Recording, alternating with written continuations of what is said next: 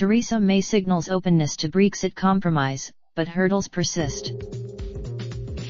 London U. With the clock ticking down toward last-minute talks in Brussels on Britain's withdrawal from the European Union, Prime Minister Theresa May this weekend took another step away from hardline anti-Europe lawmakers in her Conservative Party and sought to portray herself as committed to compromise talks that stalled last week.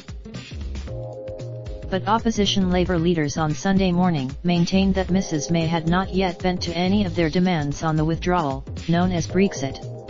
And whatever overture Mrs May this week was expected to seek another delay to Britain's departure from European leaders who have expressed anger at her reluctance to change strategy only days before they were to meet to consider her request. She is also trying. Let me explain what's happening with Brexit.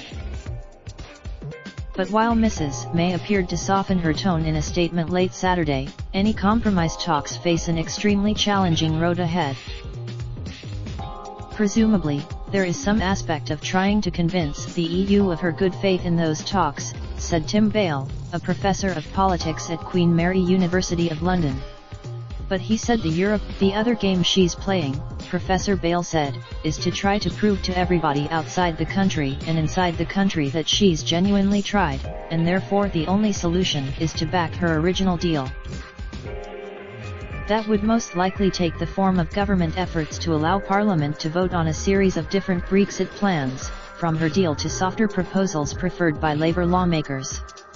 Parliament has tried. Mrs May had vowed for months that she would back only a Brexit plan that eventually took Britain out of Europe's main economic structures, but on Saturday night she suggested that a compromise could be worked out around a more limited goal: regaining control over immigration from continental Europe.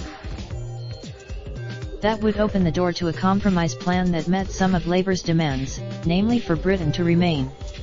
Britain would not charge, but government officials said on Sunday morning that any suggestions of openness to a customs union compromise were speculative.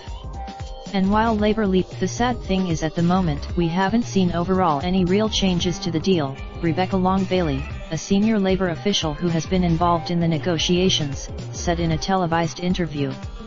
But we're hopeful that cross-party talks between Mrs May and Mr Corbyn stalled on Friday, and despite both sides saying they were willing to return to the table, neither the government nor Labour officials gave any indication on Sunday of a concrete schedule for further talks. British news media reports said Mrs May had argued in talks with Labour that her original plan, while it did not explicitly keep Britain in the customs union, achieved the same goal by other means. Her plan has been. Mrs May's statement on Saturday appeared to be an effort to signal new openness to those talks, suggesting that a deal could be worked out so long as it ended free movement, the right of Europeans to work and travel throughout the bloc. Labour also. The fact is that on Brexit there are areas where the two main parties agree, Mrs May said.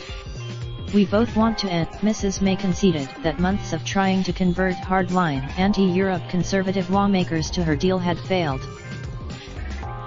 Mr Corbyn is facing a swell of pressure from within his party to reject any compromise that does not include giving Britons a second public vote on leaving Europe with a deal or cancelling Brexit altogether. That goes well beyond what Mrs May said on Saturday that she was willing to consider. What awaits Mrs May if she agrees to a compromise deal is perhaps an even bigger tremor in the Conservative Party. Some Conservative reports in the British news media on Sunday said that Mrs May was offering legal guarantees to protect Labour lawmakers from their biggest fear, that a staunch pro-Brexit successor to Mrs May would rip up the party's compromise plan and embark on a much more complete split with Europe. The move was described in the Sunday Times, a British newspaper, as the Boris lock, a nod to Boris Johnson, the extreme anti-Europe lawmaker who is angling to follow Mrs May as Prime Minister and may be inclined to tear up her plan. But the outlines of Britain's future relationship with Europe, including a possible customs union, would be made in a non-binding part of Mrs May's exit deal, making it difficult to protect from future attempts to derail it.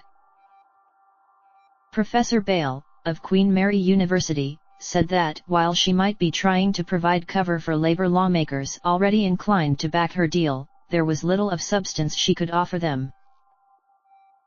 Any guarantees given to Labour on that score would not be worth the paper they're written on, he said. In the backdrop of Mrs. May's efforts to temper her approach is a chorus of European leaders accusing Mrs. May of having so far failed to come up with a fresh plan to break months of parliamentary stalemate. French officials went so far as to say that if Mrs. May failed to outline a new plan with credible political backing, they would treat it as a decision to greenlight a no-deal exit, a possibility that experts say would be disastrous for Britain's economy. European leaders will meet on Wednesday to consider Mrs. May's request for another delay to Brexit. The Irish Prime Minister Donald Tusk, the President of the European Council, was pushing European leaders to offer Mrs. May a one-year extension for Brexit while keeping open the possibility of an earlier withdrawal if Britain ratifies a deal. Raindrop, drip, drop top, top smoking, no cooking the hot pot. Fucking on your bitch, yeah, that.